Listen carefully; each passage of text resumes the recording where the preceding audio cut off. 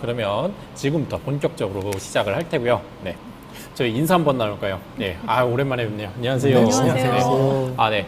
네. 저희 오늘 세 분의 전문가 분들, 그리고 말씀도 너무 재밌게 하시는 세 분과 제가 함께 하게 되었고, 저희 이제 차례차례 질문을 드릴 텐데, 너무 딱딱한 분위기에서 저희가 질문 진행을 하지 않는다는 거, 되게 부스쿠스 나올 수도 있다는 거 안내를 드립니다. 저희, 그래도 시작하는 첫 질문, 아주 좋은 걸로 저희가 준비를 했는데, 고기후에 대해서 알아볼 거예요. 저희가 2회차와 3회차는 큰 틀에서는 기후변화 컨셉이긴 한데, 그 중에서도 이번에는 기후, 고기후.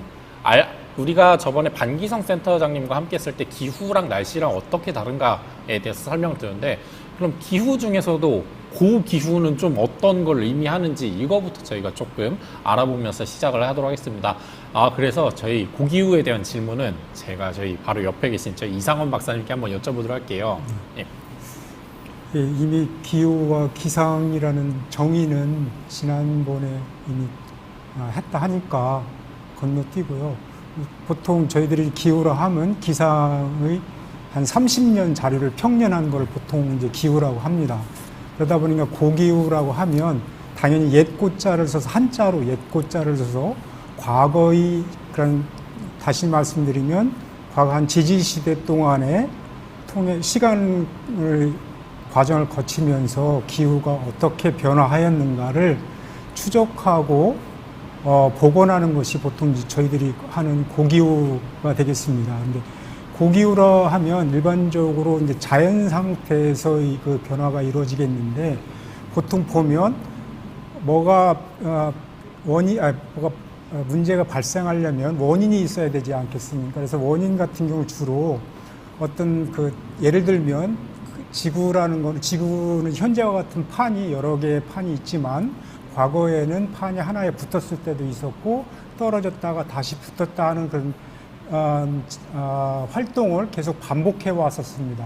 그런 과정에서 판들이 떨어져 나갈 때는 반드시 화산 분출이라는 그런 작용을 거치게 되는데, 그런 작용을 거치게 되면 상당히 많은 양의 화산 가스를 대기 중에 방출하고, 그러면 CO2가 대기 중의 농도에서 높아짐으로 인해서 기후 온난화라는 현상을 야기시킵니다.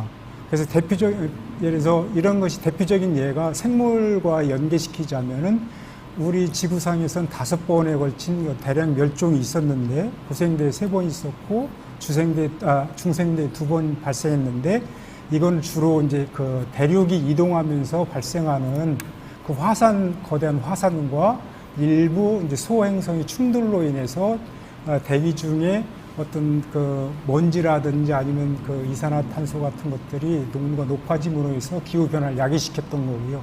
그래서 이런 기후변화는 보통 한 100만 년에서 1억 년의 주기성을 가지고 하는 기후변화가 있고요. 두 번째로는 우리가 태양을 중심으로 해서 지구가 공전하고 자전한다는 것은 이미 여러분들은 잘 알고 계실 겁니다. 그래서 지구가 태양을 중심으로 공전하는 거에는 항상 타원형 상태로 궤도를 겪을 때 있고, 또 원형에 가깝게 궤도를 겪을 때가 있습니다. 그 주기 원래 타원형에서 원형으로 갔다가 다시 타원형으로 오는 시간의 주기가 한 10만 년 정도 됩니다. 그리고 또 지구가 자전할 때 보면 지축이라는 걸 여러분들 배우셨을 거예요. 지금 한 25.7도 기울어졌다고 많이 하는데, 과거 한 23.5도에서 27.5도 사이에 지축이 더 많이 기울어졌다, 적게 기울어졌다 합니다. 그러면 많이 기울어지면 상대적으로 태양으로부터 오는 빛의 양은 동일한데, 많이 기울어지면 지표면에서 퍼지는 정도가 높겠죠. 그럼 상대적으로 온도는 낮아지고, 지축이 많이 쓰면 동일한 양의 태양 복사력이 왔을 때 받는 면적이 좁음으로 인해서 지표의 온도가 더 높아집니다. 그런 효과도 있고요. 또한 세차라는 것들도 있는데, 하여튼 이런 일련의 과정이 한 10,000년에서 한 10만 년 주기로 또 하고 있고요. 가깝게는 또 태양력의 에너지가 있는데, 우리가 태양 흑점 11년을 주기로 하는 태양 흑점 수에 따라서 태양으로부터 복사량이 강해졌다, 적해졌다. 이런 일련의 과정들이 어떤 지구라는 곳에 도달해서 행위를 했으니까 그것을 반응하기 위해서 상당히 많은 여러 가지 프로세스를 거치게 됩니다. 그런 프로세스를 거치게 되는 게 우리가 대기권, 암권, 수권이라는 걸 많이 배우셨을 거예요.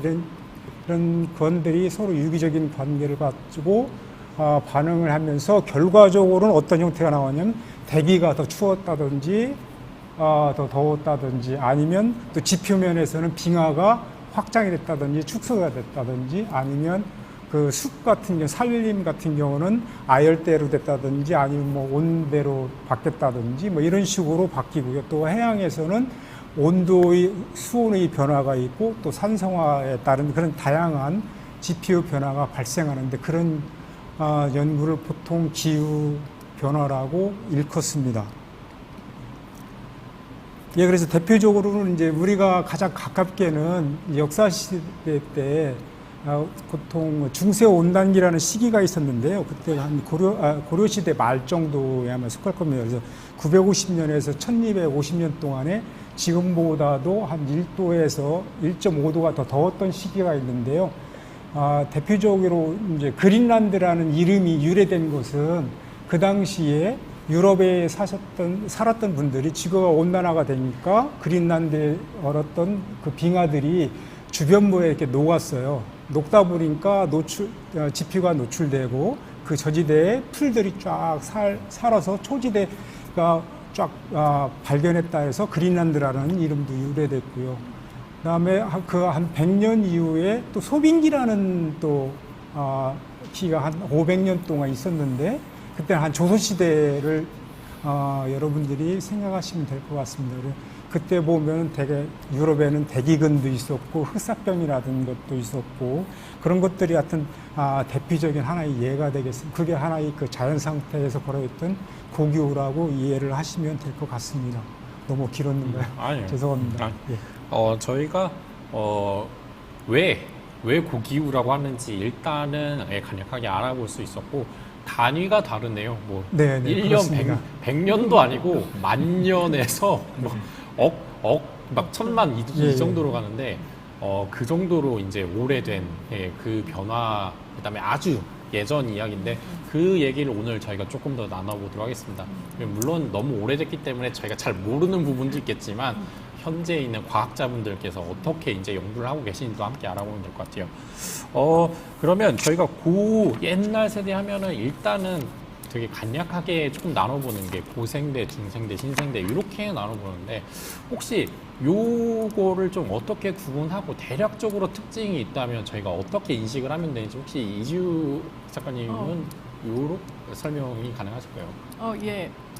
일단 저희가 그 지구의 역사가 지구가 몇 살인지 먼저 알아야 될 것 같고 지구가 이제 대략 뭐 46억 살이라고 지구한테 살이라는 거 붙여도 되나요?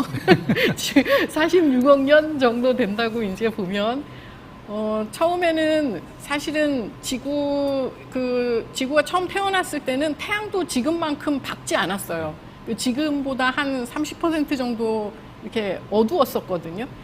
그럼에도 불구하고 이 지구 내부에서 막 방사성 원소 이런 애들이 붕괴하면서 열을 막 내놓잖아요. 그래서 엄청나게 뜨거웠었어요. 뜨겁고 그 다음에 이제 아까 박사님이 말씀하신 대로 화산 폭발 막 일어나면서 화산에서 이산화탄소도 나오고 가스도 나오고 그래서 그게 다 그 온실가스잖아요. 그래서 대기를 이제 덮이고 그러면서 엄청나게 뜨거웠다가 어느 날 거기 화산에서 나온 수증기들이 이렇게 응축이 돼서 구름이 되면서 갑자기 비가 막 내리기 시작했거든요. 그러면서 이제 바다가 딱 생겨난 거예요. 그러니까 지구의 바다는 처음부터 있었던 게 아니고 그렇게 해서 생겨났고 근데 우리가 이제 왜 고생대가 5억 4천만 년 전 정도? 그 정도 되면은 그 좀 이상하잖아요. 지구는 46억 년 전에 생겨났는데 고생의 생자가 생물이 발견됐다 해서 생자거든요. 그러면 고생대는 5억 4천만 년 전부터야. 그러면 도대체 그 앞에 30억 년 넘는 시간 동안은 지구는 뭘 한 거야? 하고 생각할 거잖아요. 근데 그 안에서 뭔가 생명의 그 움직임이 있었는데 이게 너무 작아서 우리 눈에 이제 안 보였을 뿐이죠. 화석으로 남을 수가 없었어요. 단단한 부분이 없었기 때문에. 그래서 이 지질 시대를 나눌 때 고생대, 중생대, 신생대 하고 가운데 생자가 들어가는 거는 그 지층에서 생물이 발견됐다는 뜻이에요. 그래서 근데 사실은 고생대 전에도 생물이 있었거든요. 그래서 뭐 버제스 쉐일이라든지 또는 뭐 에디아카라 동물군 이런 데서 생물들이 또 발견이 됐었어요. 그래서 근데 그 이름들을 이렇게 짓고 나서 그 다음에 이제 발견돼서 이러지도 저러지도 못하는 그런 상황이 된 거죠. 그래서 지질 시대를 고생대, 중생대, 신생대로 나누는 것은 그때 이제 생물들이 발견됐기 때문이고, 그다음에 고생대 그때마다 특징적인 새로운 생물들이 발견이 됐어요. 그러니까 화석으로. 그래서 대충 우리가 이렇게 그 지질 시대를 구분할 때는 이제 표준 화석이라는 것도 정해요. 그래서 그 화석 예를 들면 뭐 삼엽충이 발견되면 고생대 때 화석, 그다음에 이제 공룡들이 발견되면 중생대 화석 이런 식으로. 그래서 고생대, 중생대, 신생대는 그렇게 생물을 기반으로 나눈다고 해서 이름을 그렇게 붙입니다. 네. 예, 저희 왜 생대, 그러니까 이름 자체에 이미 답이 있었네요. 저희가. 예, 그렇죠. 저희가 고생대 조금 그 세대별로 살았던 동물들의 특징으로 약간 세대를 구분한다라고 보시면 될 것 같고요. 그 생물에 대한 이야기도 저희 잠깐 이따가 함께 들어보도록 하겠습니다. 혹시 그러면 저희 문 대장님께서는 네네.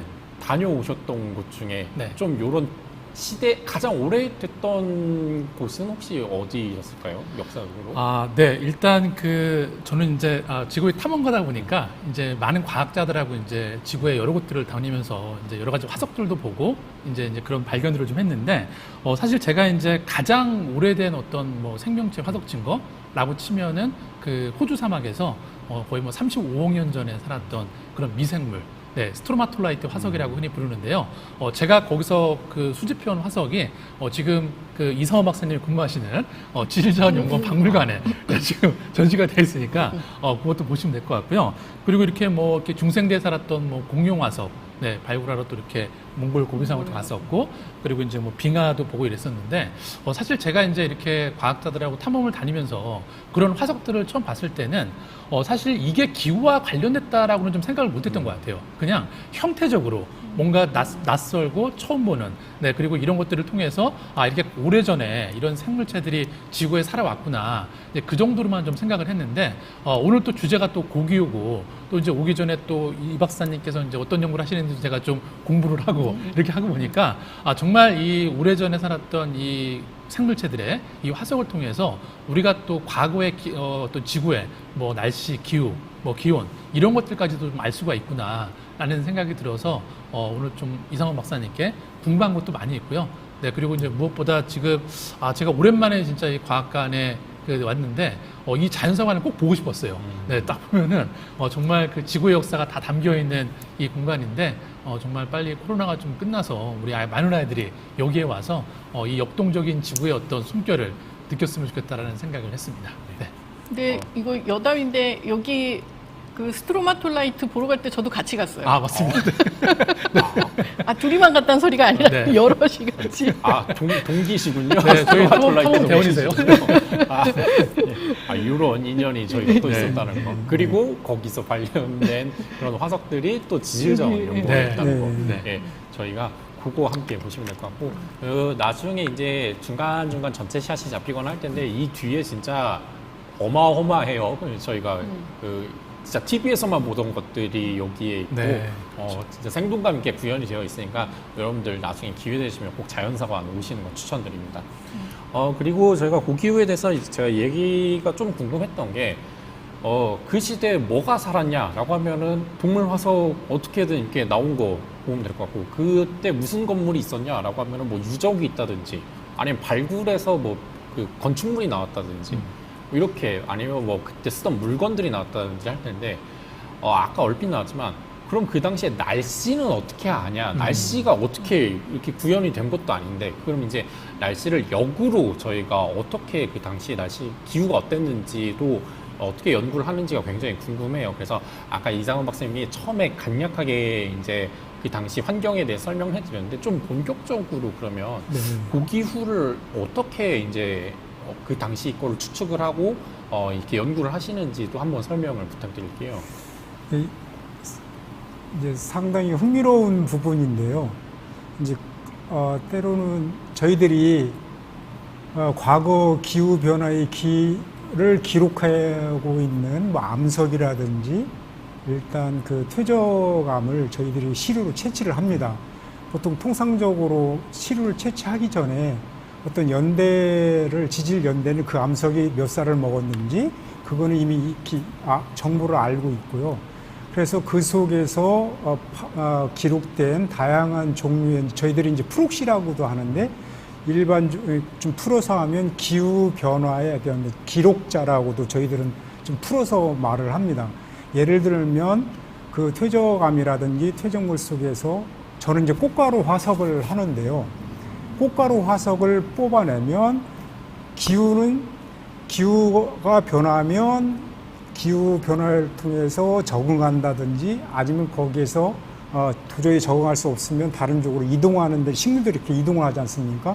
그럼 식물들을 통해서 생산되는 꽃가루가 일부는 예를 들어서 100% 중에서 한 10% 정도는 생물학적인 기능을 합니다. 그 다음에 나머지 90% 정도는 생물학적인 기능을 못하고 거의 주변에 퇴적물에 쌓여서 기록으로 남습니다. 그렇다면 결국 그 속에 있는 꽃가루 화석을 끄집어내면 그 당시 이 모식물을 살게 했던 기후라든지 환경 조건이 나오지 않습니까? 그러면 그 환경 조건을 이제 복원하는 거죠. 그런 식으로 하기도 하고, 그거를 어떤 그 생물학적인 그 분석 방법이라고도 하고, 또 생지화학적인 방법 같은 경우는 대표적인 예로 저희들이 바닷속에 어떤 유공충 화석이라는 것들이 있는데요. 유공충 화석은 폐각이 석회질로 되어 있습니다. CaCO3라는 석회질로 되어 있어서 그 폐각을 통해서 분류를 하면 그 속에 산소도 있지 않습니까? 그러면 산소에 어떤 18과 O16이 들어있는데 O17도 물론 있죠. 그렇지만 O18과 O16이 가장 한 90% 이상을 95% 이상을 차지하는데, 그렇다면 바닷물 속에도 산소가 O18과 O16이 녹아 있습니다. 그러면 예를 들어서 우리가 빙하기 간빙기라고 할 때 간빙기 하면 춥잖아요. 추우면 여름철에도 빙하기에도 물론 계절이 있지 않습니까? 그럼 여름에 되면은 추운 철에는 가벼운 것이 먼저 증발하겠죠. 그러면 O16이 먼저 증발하겠죠. 그러면 상대적으로 바닷물 속에는 O18이 많죠. 그러면 유공층이 폐각을 만들려면 바닷물 속에서 Ca하고 산소도 섭취를 한단 말이에요. 섭취해서 자기 폐각을 만들면 상대적으로 그 폐각 속에는 산소 18이 더 많겠죠. 그죠? 네. 그 다음에 얘네들이 증발돼가지고 막 대기로 올라가서 극으로 가서 이제 결빙이 돼서 빙하가 내리면, 그러면 상대적으로 빙하 속에는 뭐가 더 많겠습니까? 산소 O16이 더 많겠죠. 그 비율을 가지고 빙하기다, 간빙기다, 기후가 추웠다, 더웠다라고 합니다. 그래서 예를 들어 빙하 코어를 가지고 분석을 하면 O18과 O16 비율을 하면 그 18이 많으니까 무겁겠죠. 그럼 산수동위원소가 무거우면 여기는 빙하기 때다. 그럼 바닷물의 유공층에서 했을 경우에는 가벼우면, 왜냐하면 O16이 상대적으로 많으니까 가벼우면 이거 빙하기다라고 통칭을 합니다. 반대로 이제 간빙기 때는 더우니까, 더우면 어느 것이 더 빨리 증발하게, O16하고 O18은 가벼운 게 더 빨리 증발되겠죠. 그럼 상대적으로 바닷물 속에는 O18이 더 많죠. 그럼 유공층 폐각에는 O18을 상대적으로 더 많이 취하해서 동위원소에서 58이 유공충에는 58이 더 무겁게 나옵니다. 그럼 유공충에서 바다에서의 그 유공충 화석을 분석했을 때 산수 동위원소가 높다? 그러면은 이건 이제 간빙기를 나타내고 이제 빙하 같은 경우는 반대의 역할이죠. 뭐 그런 형태로 대표적으로 산수 동위원소를 가지고 과거 빙하나 간빙기라는 기후 변화를 하고요. 그다음에 또 최근에는 이제 이런 단위들은 보통 한 몇백 년, 몇천 년 주기를 가지고 변하는 기후 변화 패턴이에요. 우리가 좀 상상하기가 좀 힘들지만 그래서 보통 한 뭐 길게는 10만 년, 짧게는 뭐 몇천 년 단위로 하는데 이렇게 하면 감이 안 오니까 최근에는 이런 그 해상도라고 표현하는데 이런 주기성을 짧게 해야만이 기상에서 느끼는 그런 기후 변화 우리가 피부로 와닿지 않습니까? 그래서 최근에는 석회암 동굴에서 석순을 내서 이제 산소 동위원소를 많이 또 분석을 합니다. 분석을 하면 얘네들은 여름철에 우리나라 예를 들면 우리나라는 여름철에 고온 강우고 겨울철에 건조하고 춥지 않습니까? 그래서 비가 많이 오면 그 지하수를 통해서 석회암과 반응해서 용융돼서 물로 해릴이 돼서 내려와서 땅에 떨어지면 그게 다시 결정지로화돼서 석순으로 자라는데 그러다 보니까 그건 연 단위로 우리가 분류를 할 수 있어요. 그래서 최근에는 석회암에서 나오는 석회 동굴에서 나온 석순을 산수 동위원소를 통해서 거의 1년 단위로 기후 변화를 보고하는 초고해상도를 복원하는 사례들이 있습니다. 그래서 대표적으로 이렇게 생물학적인 화석을 가지고 기후를 복원하는 것도 있고 지화학적인 것도 있고 또 생물을 기반으로 한 생지화학적인 자료를 가지고 분석하는 이렇게 다양한 분석 방법이 있습니다. 제가 좀 너무 어렵게 설명드리는 것 같아서 죄송한데요. 저희 시청자분들도 수준이 너무 네. 높으셔서 네네. 뭐 다 이해를 하죠. 저기 박사님 질문이 하나 있는데요. 네네. 그 보통 이제 꽃가루나 포자 화석 기록 가지고서 이제 보기후나 환경을 연구하시는데 그렇게 입자가 작은 것들도 화석으로 남나요, 근데? 그러니까 훨씬 더 많이 남죠. 왜냐하면 좀 제 자랑을 하자면 네. 꽃가루는 그 거의 우리 사람으로 말하면 동물로 말하면 정자 역할을 합니다. 정자를 그 안에 그 이제 DNA를 남자 정자를 잘 저희 보살펴서 암술머리에 도착해야 되잖아요. 네네. 그러려면은 어떤 환경 조건에서도 견뎌내야 되니까 어떤 스포로폴렌이라는 유기복합 단백질로 돼 있어요. 그래서 견고하다는 의미 여기서는 화학적으로 견고하다는 뭐 염산, 불산, 황산 온갖 산 종류를 다 갖다 내도 꽃가루 껍질은 녹지를 않습니다. 그러다 보니까 그리고 크기도 보통 한 그 50마이크론, 보통 100마이크론, 0.005 mm 이하의 크기를 가지고 있기 때문에 작은 양의 토종물에도 상당히 많은 꽃가루 양이 들어가기 때문에 통계학적으로 상당히 유의미한 그런 그 화석을 추출해낼 수 있어요. 그러다 보니까 최근에는 그전에는 상대적으로 우리가 기후가 뭐 온난했다, 추웠다 했는데 그걸 가지고는 다른 그 연구 분야와 연계할 수가 없으니까 요즘은 뭘 하냐면 화분 자료를 기반으로 하는 정량적인 고온도와 강우량을 기법이 나와 있어요. 요즘은 그걸 하지 않으면 논문으로 실릴 수가 없습니다. 그래서 최근에는 그래서 저희가 그런 쪽으로 많이 지금 기후 복원을 하고 있습니다. 네. 물론 물리적으로 망치 같은 걸로 빼면 다 으깨지죠. 그래서 이제 화학적으로 상당히 견고한 물질로 돼 있습니다. 그러다 보니까 퇴적물이라든지 네. 퇴적암에 상당히 잘 보존돼 있죠. 네. 궁금한 게 있어서 네. 그 개인적으로 최애하는, 그러니까 좋아하는 꽃가루가 있으세요? 어떤 식물의 꽃가루, 그러니까 이 꽃가루는 너무 정의가 이런 거. 사실 다 연구가. 좋아하고 뭐 최애 가장 좋아하는 거를 굳이 고를 수가 없어요. 왜냐하면 하는 사람 이걸 연구하는 사람 입장으로서 다 제 자식 같고 이걸 연구하는데 즐거움을 주기 때문에. 근데 한편으로는 저희가 좀 안타까운 부분들이 우리가 매스컴을 좀 잘못 타서 봄철 되면 화분 알레르기를 막 일으킨다 그래서 이렇게 그 가로수를 막 우리 버즘나무 같은 거 싹 버버리고 그런 일도 있었지 않습니까? 근데 사실 화분 알레르기를 일으키는 화분은 한 5종 이하밖에 안 돼요. 나머지 화분들은 그 화분 알레르기라는 것 때문에 피해를 본 경우가 되겠죠. 대표적인 예로 우리 삼나무 많이 들어보셨을 거예요. 네네네. 삼나무가 꽃가루 화분이 이렇게 동그랗게 있고 갈고리처럼 이런 모양이 돼 있습니다. 이런 형태로. 요것 때문에 보통 이렇게 알레르기를 많이 유발시켜요. 그래서 일본에서 봄철 되면은 제가 일본에서 한 2년 동안 있을 때 일본에 봄철 되면은 지금처럼 마스크를 항상 화분 알레르기에 민감한 사람들은 쓰고 있습니다.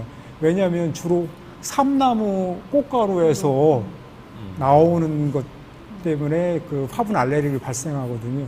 근데 우리나라는 최근에 이제 워낙 삼나무가 잘 자라고 수영도 예쁘고 뭐 그런 여러 가지 그 상징성 때문에 많이 일본에서 와가지고 이제 심지만 좀 미리 앞서갔지만 과거 우리나라에 한 2200만 년 전에도 포항의 마요새 이후에도 우리나라 그때는 삼나무가 있었어요. 그다음에 너도밤나무도 살았었고 우리나라 이 반도에. 근데 그 이후에 없어져 지금 일본에만 살잖아요. 왜 그러냐면 그 기후의 영향을 많이 받는데 삼나무가 일본이 열도지 않습니까? 네. 열도다 보니까 해양 그 기후의 영향을 엄청 많이 받아요. 그다음에 기후 변화가 많이 없고 그다음에 습유난. 그러다 보니까 삼나무들도 보면 일본 열도에서도 뭐 이렇게 해안가 같은 데도 많이 살고 그러거든요. 그래서 과거 그 마요새 때는 일본 열도가 이렇게 한참 떨어나가기 전 때도 있었고 그때는 어떤 떨어져 나가면서 어떤 해양성인 기후 조건을 하에 있었다고 합니다. 이렇게 학자들에 의하면. 그러다 보니까 삼나무도 살았었는데 그래서 그 후손들은 그 삼나무가 일본에 계속 살고 우리나라 반도에서는 해양성 기후 환경에서 반대륙성 기후 환경으로 바뀌면서 삼나무가 살기에는 부적합한 환경 조건이 되면서 삼나무는 더 이상 살지 못하고 죽었어요. 지금 제주도에 있는 삼나무 그건 그러니까 네. 자생한 게 아니라 네. 다 일본에서 들여온 것들이죠. 물론 지금 우리나라 밑에 남해안 같은 데서 지금 삼나무가 많이 살아요. 심지어 이런 주변에서도 삼나무 사는데 이건 자생한 게 아니라 인위적으로 식목한 것들이죠. 네, 대표적인 예가 그런 것들이 있습니다. 네네. 근데 인위적으로 심어도 이제 살 수 있는 환경이 됐다는 건가요? 그러면? 저 남쪽은 어느 정도 됐고요. 됐고요. 얘네들이 몸살을 앓죠. 그런데 스트레스를 많이 받죠. 그래서 저희들이 이제 스트레스를 받고 있구나 안 받고 있구나는 어떻게 하냐면 저희들이 그 돌을 해서 나이테를 이제 합니다. 그러면은 보통 나이테는 성장기가 있고 비성장기가 휴지기가 있잖아요. 뭐 여름철에 성장이 있고 겨울철에 이제 휴지기가 있는데 얘네들이 폭이 넓고 좁은 게 있는데 이 간격이 스트레스를 받으면 상당히 여름철에도 부피 생장을 많이 못 하다 보니까 폭이 좁아져요. 얘가 이럴 애가 아닌데 여름철에도 폭이 좁아지면 지금 얘가 지금 스트레스를 많이 받고 있구나. 그 스트레스에는 인위적인 요인도 있고 자연적인 요인이라면 어떤 기후라든지 기운 같은 경우에는 보통 기후는 이제 온도도 있겠고 강우량도 있어요. 그래서 어느 지역에 따라서 기온이 더 1차적으로 더 주 영향을 주는 거 있고 또 강우량이 더 주로 영향을 주는 게 있거든요. 그 지역에 따라 또 나무의 종류에 따라서 다르게 됩니다. 그래서 이렇게 기후의 민감종 같은 거를 이용해서 저희들이 어떤 기후 변화가 어떻게 과거 변해 왔는지 많이 좀 연구를 하고 있습니다. 네.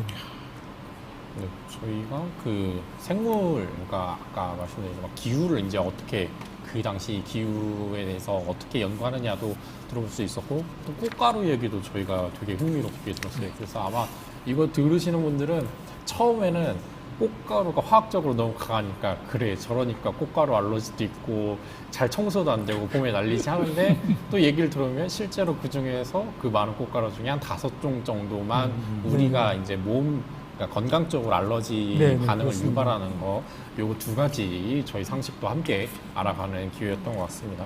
그리고 예, 그 이제 저희가 보통 이제 뭐 큰 생물 뭐 이런 거 동물이나 동식물 이런 거 했었는데 꽃가루 같은 아주 작은 또 아까 나왔지만 그 빙하 같은데 여긴 산소나 이런 어떤 지표를 이루는 아주 작은 원자 단위, 분자 단위에서 그런 성분 가지고 그 시대를 어느 정도 이제 유추해 갈 수 있다 이런 것도 저희가 함께 알 수 있었어요.